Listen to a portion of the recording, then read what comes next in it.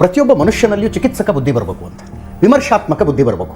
ನೀವು ಭಗವದ್ಗೀತೆ ಕುತ್ಕೊಂಡು ಓದ್ತಾ ಇದ್ದೀರಂದ್ರೆ ಈ ಭಗವದ್ಗೀತೆಯಲ್ಲಿ ಇದೇನೋ ಸೆಂಟೆನ್ಸ್ ನನಗೆ ತಪ್ಪು ಅನ್ನಿಸ್ತಿದೆ, ಇದು ಸರಿ ಅನ್ನಿಸ್ತಿಲ್ಲ, ಇದು ಸರಿಯಾಗಿರೋದಕ್ಕೆ ಸಾಧ್ಯ ಆಗ್ತಿಲ್ಲ. ಇವತ್ತಿನ ಹ್ಯೂಮನ್ ವ್ಯಾಲ್ಯೂಸ್ ಅಂತ ಕರಿತೀವಲ್ಲ, ಮಾನವೀಯ ಮೌಲ್ಯಗಳು, ಆ ಮಾನವೀಯ ಮೌಲ್ಯಗಳಿಗೆ ಈ ಸೆಂಟೆನ್ಸು, ಈ ಶ್ಲೋಕ ತಾಳೆ ಆಗ್ತಿಲ್ಲ, ಆದ್ದರಿಂದ ನಾನು ಇದನ್ನು ಒಪ್ಪೋದಿಲ್ಲ ಅಂತ ಹೇಳುವ ಚಿಕಿತ್ಸಕ ಬುದ್ಧಿ ಬರಬೇಕು.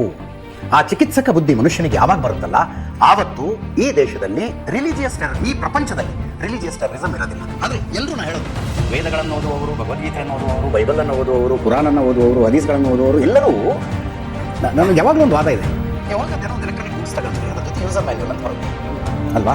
ಯೂಸರ್ ಮ್ಯಾನ್ಯುವಲ್, ಆ ವಸ್ತುವನ್ನು ಹೆಂಗೆ ಬಳಸಬೇಕು ಅಂತ ಅದ್ರಲ್ಲಿ ಬರೆದಿರ್ತಾರೆ. ಅದನ್ನ ಇಟ್ಕೊಂಡು ನೀವು ಈ ಬಟನ್ ಒತ್ತಿದ್ರೆ ಏನಾಗುತ್ತೆ, ಈ ಬಟನ್ ಒತ್ತಿದ್ರೆ ಏನಾಗುತ್ತೆ ನಾವು ತಿಳ್ಕೊತೀವಿ, ಅದರ ಪ್ರಕಾರ ಅದನ್ನು ಬಳಸ್ತೀವಿ. ಯೂಸರ್ ಮ್ಯಾನ್ಯುವಲ್ನ ಅವಶ್ಯಕತೆ ಯಾಕೆ ಬರುತ್ತೆ ಅಂದರೆ, ಆ ಎಲೆಕ್ಟ್ರಾನಿಕ್ ಅಪರೇಟರ್ಸ್ಗೆ ಅದರದೇ ಆದ ಪ್ರಜ್ಞೆ ಇಲ್ಲ. ಅರ್ಥ ಆಯ್ತಾ? ಪ್ರಜ್ಞೆ ಇಲ್ಲ ಅನ್ನೋ ಕಾರಣಕ್ಕೆ ಯೂಸರ್ ಮ್ಯಾನ್ಯುವಲ್ ಬೇಕಾಗುತ್ತೆ. ಮನುಷ್ಯನಿಗೆ ಪ್ರಜ್ಞೆ ಇದೆ, ಮನುಷ್ಯನಿಗೆ ಯೂಸರ್ ಮ್ಯಾನ್ಯುವಲ್ ಬೇಕಾಗಿಲ್ಲ.